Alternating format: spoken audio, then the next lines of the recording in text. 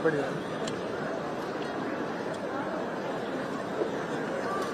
प्यारे प्रदेशवासियों, हिमाचल प्रदेश के 55वें पूर्ण राज्यत्व दिवस के शुभ अवसर पर आप सभी को हार्दिक शुभकामनाएं देता हूं। 25 जनवरी 1971 को तत्कालीन प्रधानमंत्री श्रीमती इंदिरा गांधी जी ने शिमला के ऐतिहासिक रिज से हिमाचल को पूर्ण राज्य का दर्जा प्रदान किया, जिसके बाद यह भारत का 18वां राज्य बना। हिमाचल प्रदेश को पूर्ण राज्य का दर्जा दिलाने में सभी प्रदेशवासियों का भरपूर सहयोग और योगदान रहा। नाम मात्र संसाधनों के साथ अपनी विकास यात्रा को शुरू करने वाला यह पहाड़ी राज्य आज जिस मुकाम पर पहुंचा है, इसमें हिमाचल निर्माता और प्रथम मुख्यमंत्री डॉक्टर यशवंत सिंह परमार का योगदान हमेशा गौरव और सम्मान के साथ याद किया जाएगा। आज के इस शुभ अवसर पर मैं सभी के प्रयासों से प्रेरित होकर हिमाचल को नई ऊंचाइयों पर ले जाने का अपनी सरकार का संकल्प दोहराता हूं। मेरी सरकार के लिए सत्ता सुख का नहीं बल्कि सेवा का साधन है।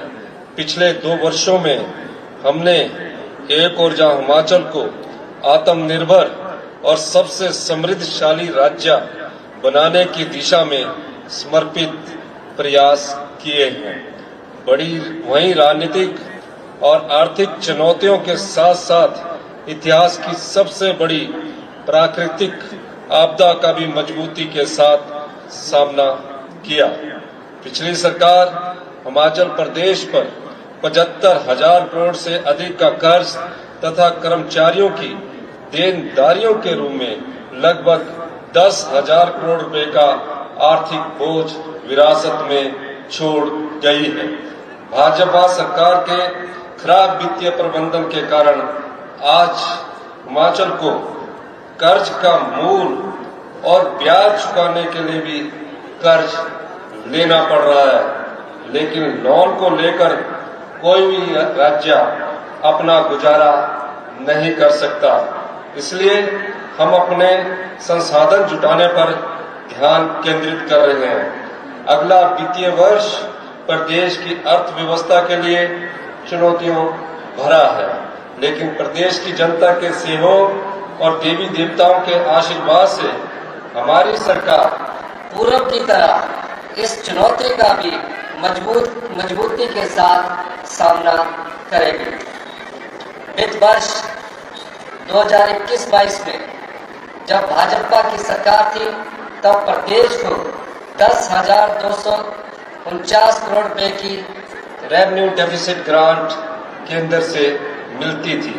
2022-23 में यह ग्रांट 9,377 करोड़ रुपया रहेगी और इस साल इस ग्रांट में कटौती कर इसे 6,258 करोड़ रुपया कर दिया गया और अगले वित्तीय वर्ष में इसे 3,257 करोड़ रुपए तक सीमित कर दिया है। फिर भी हम सीमित संसाधनों के साथ हिमाचल प्रदेश को विकास के पथ पर आगे ले जाने के लिए वचनबद्ध है।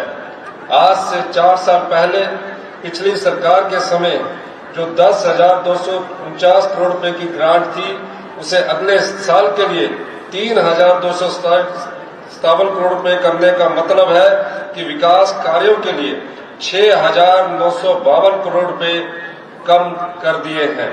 इतना ही नहीं, केंद्र सरकार ने पोस्ट डिजास्टर नीड असेसमेंट का 9,042 करोड़ रुपया भी अभी तक नहीं दिया है। यह पैसा प्रदेश को वर्ष 2023 में आई आपदा के कारण हुए नुकसान के लिए दिया जाना है। इसकी रिकमेंडेशन भारत सरकार की टीम ने ही की है, लेकिन अभी तक यह पैसा नहीं मिला है। आज हिमाचल प्रदेश के पूर्ण राज्यत्व दिवस के अवसर पर मैं आपको हिमाचल के साथ किए जा रहे अन्याय के बारे में बताना चाहता हूं। मैं यह भी बताना चाहता हूं कि हम इस अन्याय को सहन नहीं करेंगे और अपना हक लेकर रहेंगे। हमने रुके हुए विकास कार्यों को फिर से चलाने के लिए लोन लेने का फैसला लिया, क्योंकि विकास कार्यों को रोका जाना गलत है। हमारी सरकार को बने हुए अभी 2 साल हुए हैं, लेकिन परिस्थिति यह है कि पुराने लोन के मूलधन और ब्याज को चुकाने के लिए भी लोन लेना पड़ रहा है। हमने पिछले 2 वित्तीय वर्षों में अब तक 30,080 करोड़ रुपए का लोन लिया है, जिसमें से 18,854 करोड़ रुपया 18,854 करोड़ रुपया, जो कि इस लोन का लगभग 63% है, पिछली सरकार द्वारा लिए गए लोन के मूलधन और उस पर ब्याज को वापस करने में ही देना पड़ा। लेकिन हमने राज्य के अपने संसाधनों को बढ़ाने की भी बात की है, जो कि 1971 में हिमाचल के पूर्ण राज्य बनने के बाद से अब तक किसी सरकार ने नहीं किया। हमने excise policy, tourism policy, power policy, mining policy में जरूरी बदलाव करके 2200 करोड़ रुपए से अधिक की एक्स्ट्रा इनकम अर्जित की है, जो प्रदेश के इतिहास में पहली बार हुआ है। हमने हिमाचल को देश का सबसे समृद्धशाली राज्य बनाने का लक्ष्य रखा है और हम उसी रास्ते पर बढ़ रहे हैं। जिन नीतियों में पिछले 54 साल में कोई बदलाव नहीं हुआ, उनको हम बदल रहे हैं। जो कानून प्रदेश के विकास को 50 साल से रोक रहे हैं, उनको भी हमने बदल दिया है और नया हिमाचल, जो कि ग्रीन और समृद्ध हिमाचल होगा, उसकी ओर आगे बढ़ रहे हैं। लेकिन यह दुख की बात है कि पिछली सरकार ने हिमाचल प्रदेश की आमदनी बढ़ाने के बारे में कुछ भी नहीं सोचा। हमारी सरकार ने हिमाचल की तस्वीर को व्यवस्था परिवर्तन के माध्यम से बदलने का बड़ा काम शुरू किया है। प्रदेश के हित में पहली बार सरकार ने ऐसे फैसले लिए हैं जिनको आने वाले समय में हिमाचल प्रदेश को देश का सबसे समृद्धशाली राज्य बनाने की दिशा में एक बड़ी पहल के रूप में देखा जाना चाहिए। हमने पिछली सरकार के समय में फैल रहे माफियावाद पर चोट की है। पिछली सरकार के कार्यकाल में भर्तियों का घोटाला हुआ, खनन माफिया और शराब माफिया काम कर रहा था तथा इन्वेस्टमेंट के नाम पर पावर सेक्टर और टूरिज्म सेक्टर में प्रदेश के हित बेचे जा रहे थे। हमने शराब के ठेकों को हर साल एक्सटेंड करने की प्रथा को बदल दिया।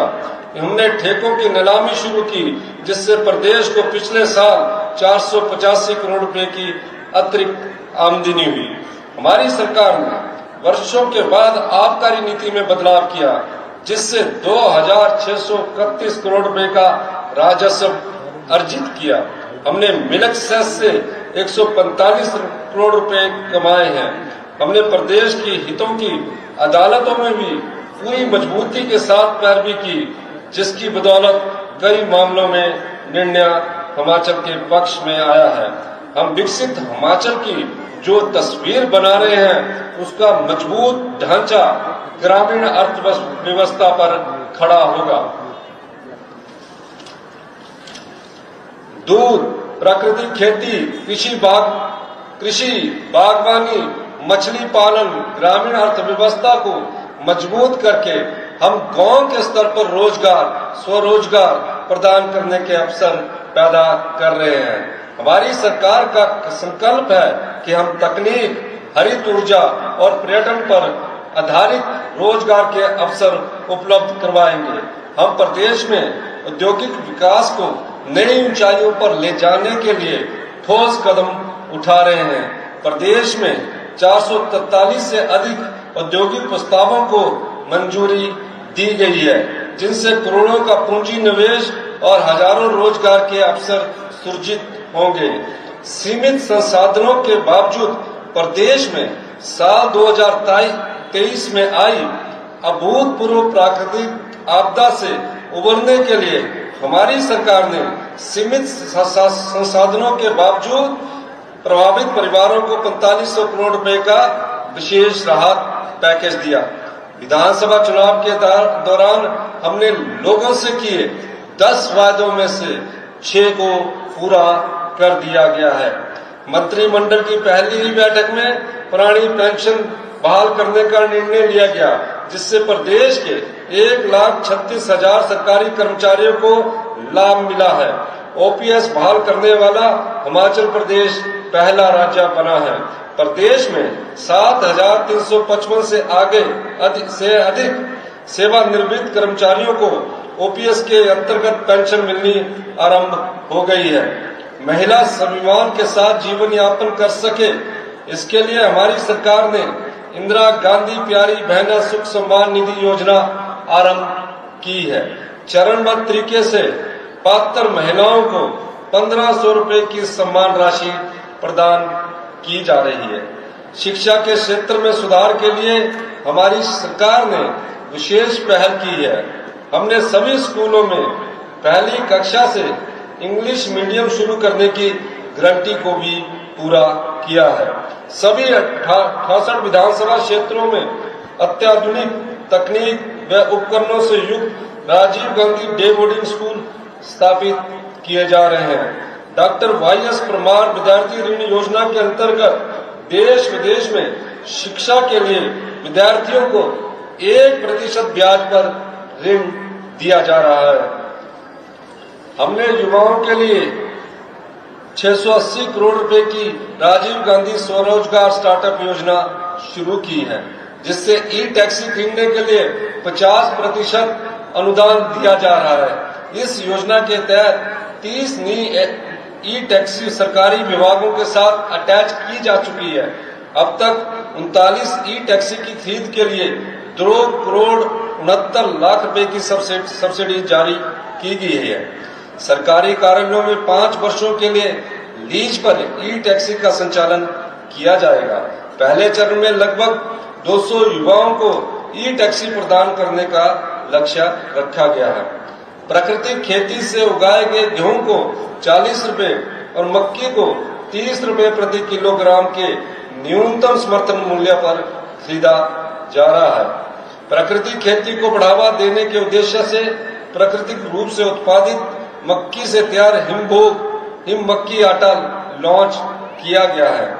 पशुपालकों की आय में वृद्धि करने के लिए हमने गाय के दूध पर न्यूनतम समर्थन मूल्य 32 रुपए से बढ़ाकर 45 रुपए प्रति लीटर किया है। इसी प्रकार भैंस के दूध को 47 रुपए से बढ़ाकर 55 रुपए प्रति लीटर किया गया है। हिमाचल प्रदेश गेहूं, मक्की और दूध की खरीद पर न्यूनतम समर्थन मूल्य प्रदान करने वाला देश का पहला और एकमात्र राज्य है।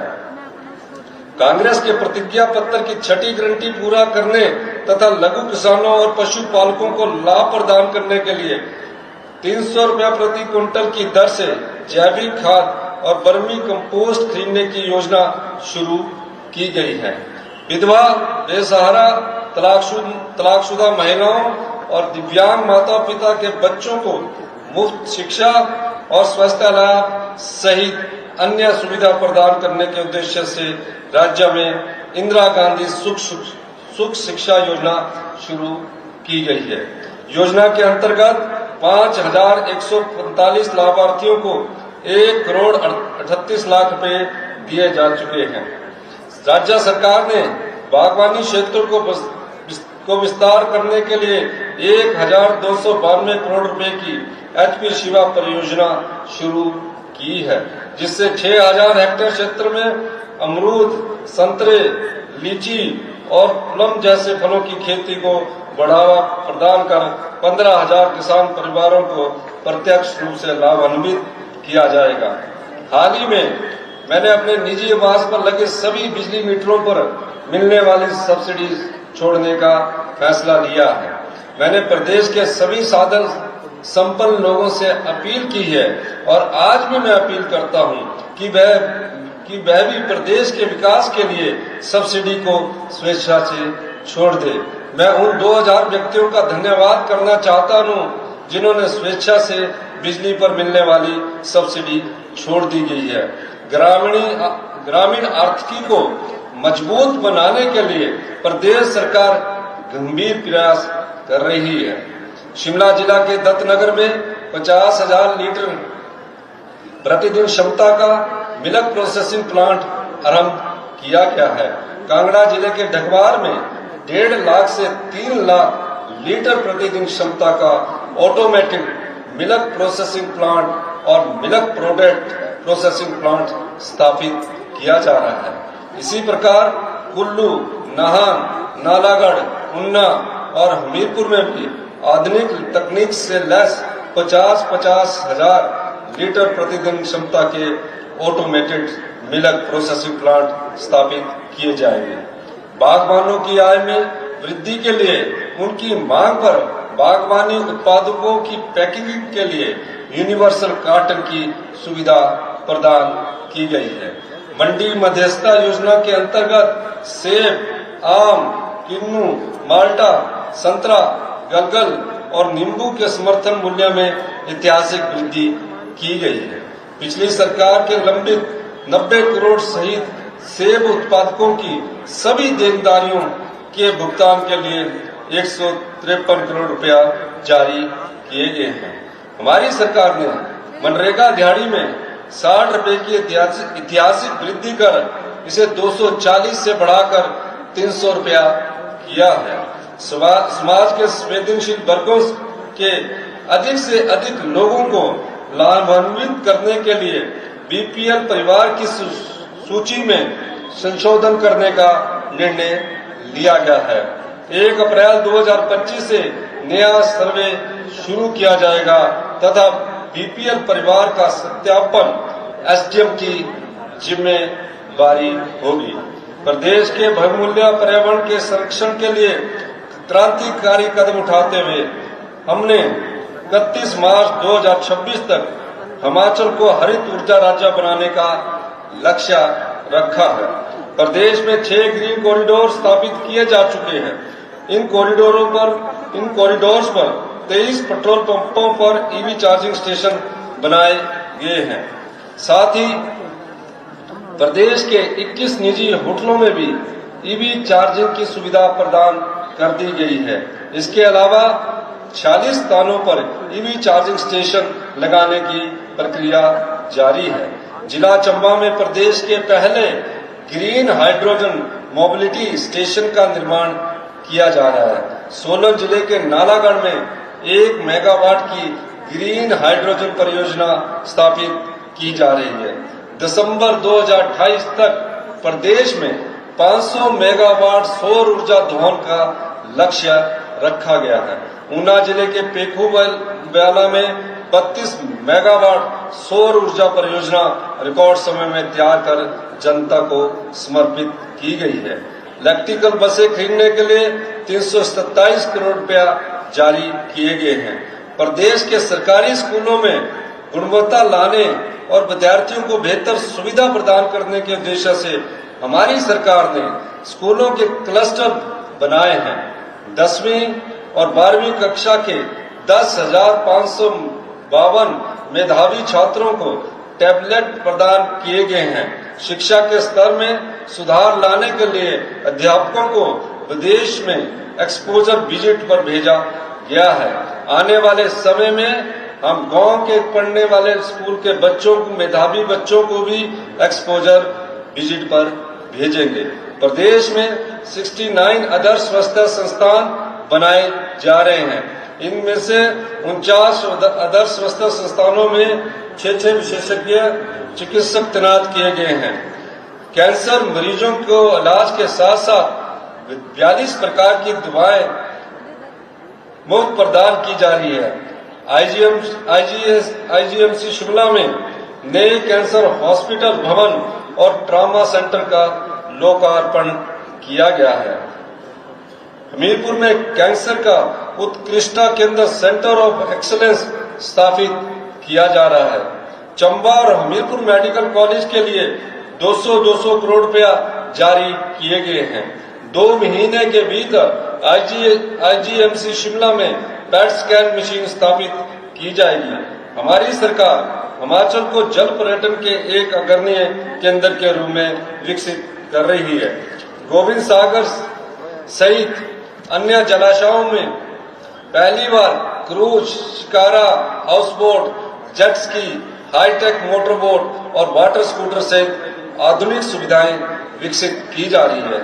जब से हमारी सरकार ने कांगड़ा को टूरिज्म कैपिटल घोषित किया है, तभी से हम पूरी शिद्दत के साथ योजनाओं को धरातल पर उतारने में जुटे हैं। आर्थिक चुनौतियों के बावजूद हमारी सरकार कांगड़ा के विकास में कोई कमी नहीं छोड़ रही है। हम धर्मशाला के तपोवन में देश का सबसे बड़ा कन्वेंशन सेंटर 150 करोड़ रुपए की लागत से बनाने जा रहे हैं। हमारी सरकार नगरोटा बगवा में 150 करोड़ की लागत से वेलनेस सेंटर बनाएगी। धर्मशाला के स्कूल में 34 करोड़ की लागत से ऑल वेदर आइस और रोलर स्केटिंग रिंक बनाया जा रहा है। हमारी सरकार एडीबी के सहयोग से पालमपुर के सौंदर्यीकरण पर 78 करोड़ रुपया खर्च करने जा रही है। हमारी सरकार रक्कड़ में पालमपुर में हेलीपोर्ट बनाए जाएंगे। पर्यटन को बढ़ावा देने के लिए देरा के बनखंडी में 600 करोड़ रुपए की लागत से अंतर्राष्ट्रीय स्तर का जूलॉजिकल पार्क चरणबद्ध तरीके से बनाया जा रहा है। हमारी सरकार कांगड़ा एयरपोर्ट के एक्सपेंशन पर 3500 करोड़ रुपया खर्च करने जा रही है, जिसके लिए भूमि अधिग्रहण किया जा रहा है। अब तक भूमि मालिकों को 355 करोड़ रुपया वितरित किए जा चुके हैं। स्वदेश दर्शन योजना के तहत नगरोटा सूर्या में हेलीपोर्ट और टेंट सिटी प्रस्तावित है। देरा में वर्ल्ड क्लास वेलनेस सेंटर बनाने का प्रस्ताव विचाराधीन है। यही नहीं, हमारी सरकार प्रदेश की राजधानी शिमला में 1600 करोड़ रुपए की लागत से दुनिया का दूसरा सबसे बड़ा रोपवे बनाने जा रही है। शिमला में world class ice and roller skating ring के साथ साथ वेलनेस सेंटर भी बनाए जाएंगे। पर्यटन से जुड़े इन सभी प्रोजेक्ट्स का निर्माण कार्य अगले 2 वर्ष में पूरा कर लिया जाएगा। प्रदेश में 16 हेलीपोर्ट का निर्माण कार्य प्रगति पर है। हम रोपवे के निर्माण से पर्यटन उद्योग को बढ़ावा दे रहे हैं। हमने सड़कों और पुलों के निर्माण में तेजी लाई है। पिछले 2 साल में 1377 किलोमीटर लंबी सड़कों और 116 पुलों का निर्माण किया गया है। देश की आजादी के बाद पहली बार बड़ा बंगाल जैसे अति दुर्गम क्षेत्र को सड़क सुविधा से जोड़ने और शिमला के डोडरा क्वार तक पक्की सड़क पहुंचाने की पहल की गई है, जिससे ये क्षेत्र भी विकास की मुख्य धारा से जुड़ जाएंगे। अनाथ बच्चों, बेसहारा महिलाओं और वृद्ध जनों को सहारा देने के लिए मुख्यमंत्री सुख आश्रय योजना शुरू की गई है तथा 6000 बच्चों को चिल्ड्रन ऑफ द स्टेट के रूप में अपनाया गया है।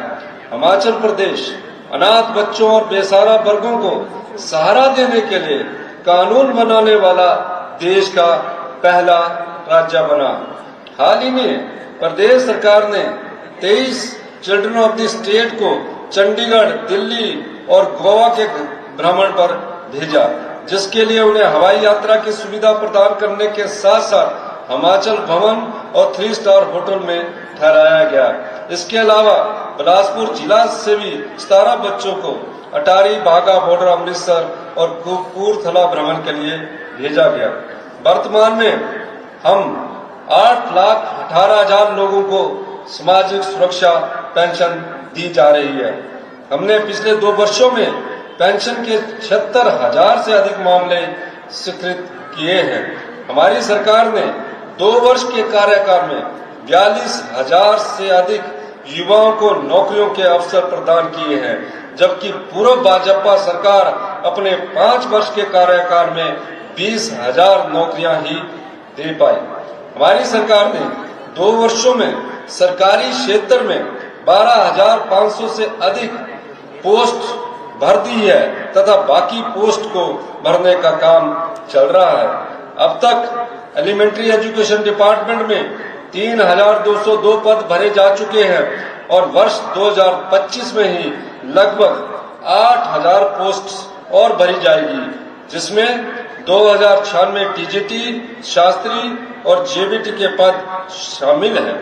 इसके अलावा 245 पद दिव्यांगों के शिक्षा के लिए स्पेशल एजुकेटर के तौर पर और 6,297 पद एनटीटी शिक्षकों के शामिल है। हायर एजुकेशन में भी 1,097 पोस्ट भरी गई है और 1,337 कर्मचारियों को रेगुलर किया गया है। 769 कंप्यूटर टीचर्स की पोस्ट और एसएमसी में लगे टीचर्स की पोस्ट को लिमिटेड डायरेक्ट रिक्रूटमेंट के माध्यम से भरा जा रहा है। इसके लिए रूल्स में बदलाव किया जा रहा है। पुलिस विभाग में 1088 कांस्टेबल्स की पोस्ट भरने की प्रक्रिया शुरू कर दी गई है। 261 वन मित्रों की भर्ती के परिणाम घोषित कर दिए गए हैं, जबकि जल शक्ति विभाग में कुल 3,000 पद भरे गए हैं। मेडिकल एजुकेशन डिपार्टमेंट में 909 भर्तियां की गई है, जबकि 270 पदों को भरने का काम चल रहा है। इसके अलावा 530 पोस्ट आउटसोर्स पर भरी गई है और 942 पोस्ट आउटसोर्स पर भरने का प्रोसेस जारी है। महिला एवं बाल विकास विभाग में 779, राज्य बिजली बोर्ड में 692, पशुपालन विभाग में 248, तकनीकी शिक्षा विभाग में 173, युवा सेवा एवं खेल विभाग में 172 पद भरे गए हैं। विभिन्न विभागों में जो भर्तियां पिछली सरकार के घोटालों के कारण लटकी पड़ी थी, उनकी जांच करके 2,273 पोस्ट को क्लियर करके भरा जा चुका है। इसके अतिरिक्त आज मैं आपको बताना चाहता हूं, सरकारी क्षेत्र में विभिन्न श्रेणियों के 25,000 नए पद भरने की प्रक्रिया भी आरंभ की जाएगी, जिसमें सभी प्रकार के योग्यता वाले बेरोजगार युवाओं को प्रदेश की सेवा करने का मौका मिलेगा। सरकारी क्षेत्र में रोजगार प्रदान करने की एक सीमा होती है। इसके बावजूद हम अपने शिक्षित युवाओं को ज्यादा से ज्यादा सरकारी नौकरियां प्रदान करने का प्रयास कर रहे हैं। इसके अलावा निजी क्षेत्र में भी 25,516 भर्तियां की गई। हमने जो भर्तियां की है उनका सबका ब्यौरा विधानसभा में भी दिया गया है। साथ ही पहली बार लेबर एंड एम्प्लॉयमेंट डिपार्टमेंट को विदेश में भी युवाओं के लिए रोजगार के अवसर तलाशने का जिम्मा दिया गया है, जिसके तहत अब तक कई युवाओं को विदेश में नौकरी प्रदान की जा चुकी है। कर्मचारियों और पेंशनरों को महंगाई भत्ते की 3 किस्तों में 11% का डीए का भुगतान किया गया है। प्रदेश के पुलिस कर्मचारियों की डाइट मनी को भी 210 से बढ़ाकर 1,000 रुपया किया गया है। आम आदमी को भूमि से जुड़े अपने लंबित मामलों की सुनवाई के लिए वर्षों तक सरकारी कार्यालयों के चक्कर काटने पड़ते थे। इससे उनके धन और समय दोनों की ही बर्बादी हो रही थी। ऐसे लाखों लोगों को राहत प्रदान करने के लिए हमने प्रदेश के इतिहास में पहली बार तहसील और उप तहसील स्तर पर विशेष राजस्व अदालतों का आयोजन किया है। अक्टूबर 2023 से अब तक 2,09,334 इंतकाल, 11,416 तकसीम, 17,548 निशानदेही और 4,504 दुरुस्ती के मामलों का निपटारा किया गया है।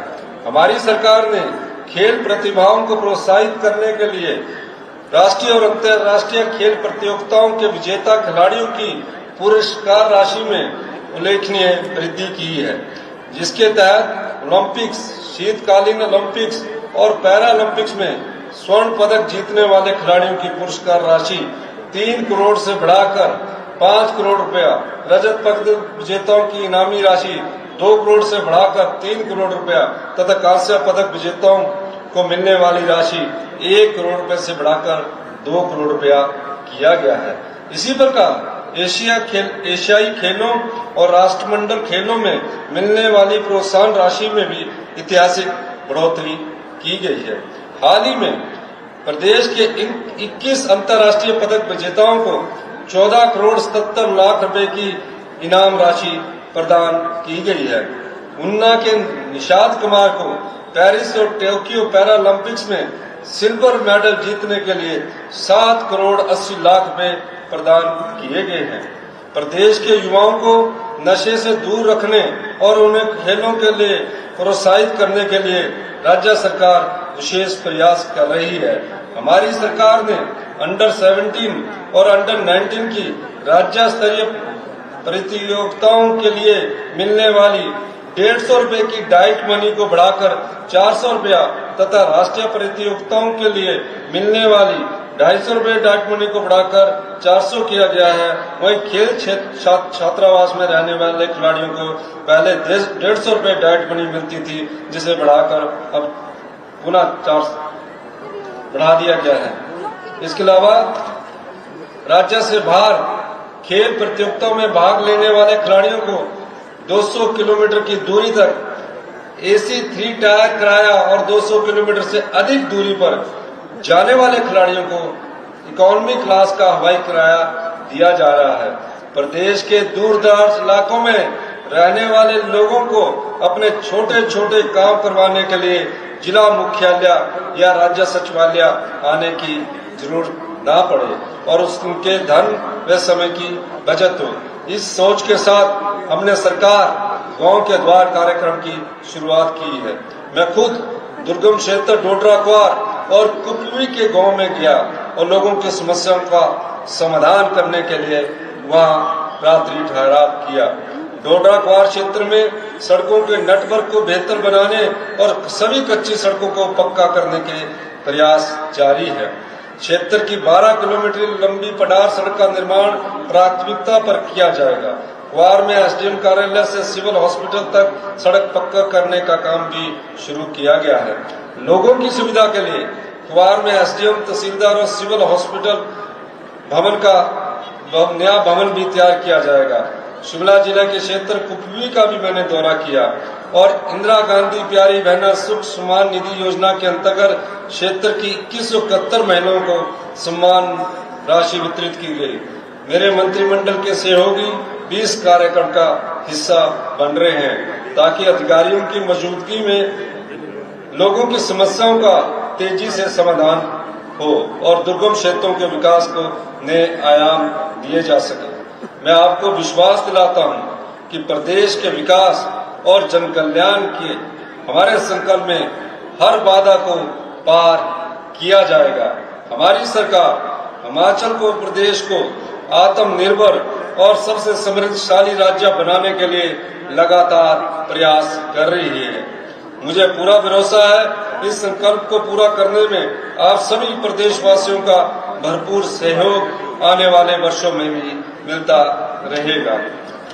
75 साल के इतिहास में पहली बार बैजनाथ में पूर्ण राज्यत्व दिवस मनाया जा रहा है। इस अवसर पर मैं बैजनाथ के लिए कुछ घोषणाएं करना चाहता हूं। मैं चढ़ियार सब तहसील को तहसील का दर्जा देने की घोषणा करता हूं। चढ़ियार में लोक निर्माण विभाग का नया उपमंडल खोला जाएगा। मैं घोषणा करता हूं कि यहाँ भी डिजिटल लाइब्रेरी बनाई जाएगी। ततवाड़ी में गर्म पानी के स्रोत को पर्यटन की दृष्टि से विकसित करने के लिए एक विस्तृत योजना तैयार की जाएगी। पपरोला बैजनाथ के लिए बाईपास रोड टाशी चौक से अवाई नाग मोड़ तक बिनवा नदी पर संसाली बटवाली पर पुल का निर्माण किया जाएगा। खीर गंगा घाट जिससे मिनी हरिद्वार कहा जाता है को विकसित किया जाएगा। मैं घोषणा करता हूं कि इंदिरा गांधी स्टेडियम बैजनाथ के सौंदर्यीकरण के लिए पर्याप्त धन उपलब्ध करवाया जाएगा। मैं संसार में प्राइमरी हेल्थ सेंटर खोलने की घोषणा करता हूं। बैजनाथ की ग्राम पंचायत महलपट्टी में Rajiv Gandhi day boarding school खोला जाएगा। राजकीय महाविद्यालय बैजनाथ में एमए पॉलिटिकल साइंस और MS सोशियोलॉजी शुरू की जाएगी। मैं पुलिस चौकी मुल्तान के तहत आने वाली 8 पंचायतों को पुलिस थाना भीड़ में मिलाने की भी घोषणा करता हूं। प्रदेश में बहुत बड़ी संख्या में भेड़ बकरी पालक अपना जीवन यापन पशुपालन से करते हैं। हमारी सरकार गमांतु पशुपालकों के हितों को सुरक्षित करने जा रही है। मैं उनके चारा गांव को विकसित करने की घोषणा करता हूं। हम उनके अधिकारों को फॉरेस्ट राइट एक्ट के तहत सुरक्षित करेंगे और उनके परंपरागत रास्तों में विकास गतिविधियों के कारण आए बदलाव में जो समस्या पैदा हुई है उनका हल किया जाएगा। भेड़ बकरी पालन को इको फ्रेंडली तरीके से विकसित किया जाएगा। साथ ही बुल फेडरेशन और बुल बोर्ड को मजबूत किया जाएगा। मैं एक बार फिर आप सभी का हमारी सरकार को अपार समर्थन, सहयोग और स्नेह देने के लिए आभार व्यक्त करता हूं। मैं आप सभी को विश्वास दिलाता हूं कि हिमाचल प्रदेश तथा हिमाचल के प्रत्येक नागरिक की उन्नति, विकास और कल्याण के लिए हम संपूर्ण निष्ठा से काम करते रहेंगे। एक बार पुनः आप सभी को पूर्ण राज्यत्व दिवस की हार्दिक बधाई। जय हिंद, जय हिमाचल।